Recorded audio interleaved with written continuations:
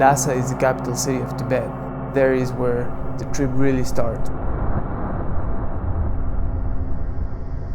You land and you're definitely in Tibet at that point. I mean, you can't, it's inescapable. You've landed in this huge arid desert, and the Himalaya are right there.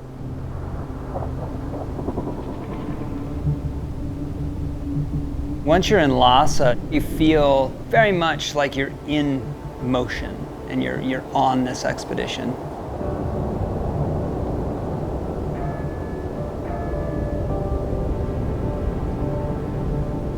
I understand the texture of the place and of the culture to some degree, and that gives me a sense both of awe but also of comfort. We will spend a couple of days there just decompressing, the traveling and resting a little bit, and then we start driving. The mood on the way to base camp was intensely positive. It just feels like, yeah, we're here, you know, and there's anticipation, there's desire, there's all the things that make goals worth pursuing.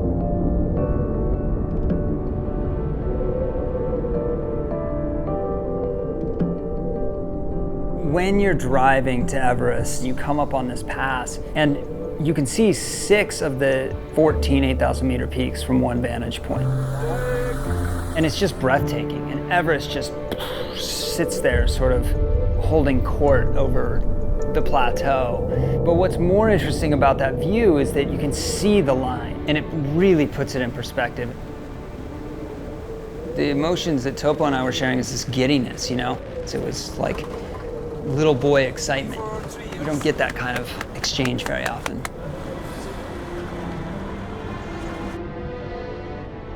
Topo, what are we seeing out the window?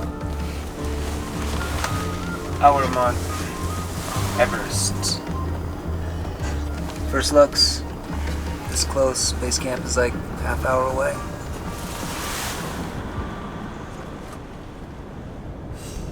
That's Mingma, I think. It's what? Is that? No, it's too skinny for Mingma. You want to ask these people? Wait, this is our boys. This is our team. Hello, brother. How are you? I'm good. Yeah? How's everything? Good. Good? It always feels like a family reunion when we arrive because, you know, we've known so many members of our team for so long. This is me, the stick bug. Everest is right there. And that's when it really hits home. You're looking at this mountain and the whole thing that you've put together in your brain sort of becomes real and concrete, and yet at the same time, the idea of completing that falls apart like a house of cards. Because you understand how massive the goal really is. We'd rather just stay. Now that the process is over, how do we do this thing?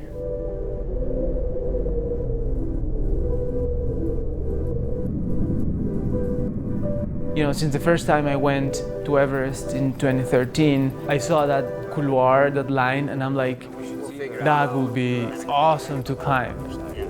Then in 2017, I told Cory, man, that couloir is so beautiful. And then he instantly just clicked with me, and he's like, yeah, I've been also watching that thing. That would be so cool to climb one day.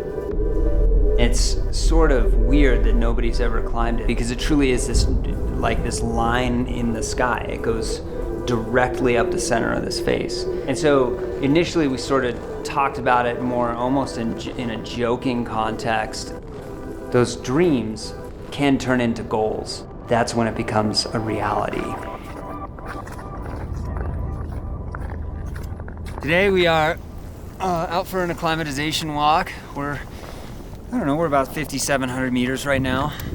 We're just trying to get our bodies ready for moving up the hill. Topo, how you feeling, buddy? Feeling bomber! Feeling great. The whole process is getting a little higher each time and coming down to a lower elevation to recover and and allow our bodies to build up, you know, all the red blood cells and like all that we need to for the next phase. Depending on how we feel today, go for another half hour and then See. if it's super shitty, we'll just turn around.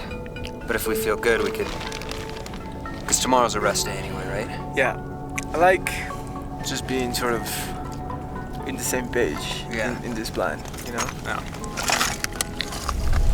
I don't think Topo and I have any delineation between expedition leader, anything like that. We're completely equal. Like if he's uncomfortable, I'm paying attention to that. If I'm uncomfortable, he's paying attention to that. And I don't think there's any sort of hard calls that weren't made unanimously between the two of us. There's an absolute equilibrium in our dynamic, in our partnership. He has these ideas and he's more like a philosopher. I'm more like, I just want to be up there, man. So that's pretty cool because it keeps us honest. Cory! What's going on? We're at about 6,400 meters, just having a good time. It's really nice, you know, like getting into that flow of just like a fine-tuned machine.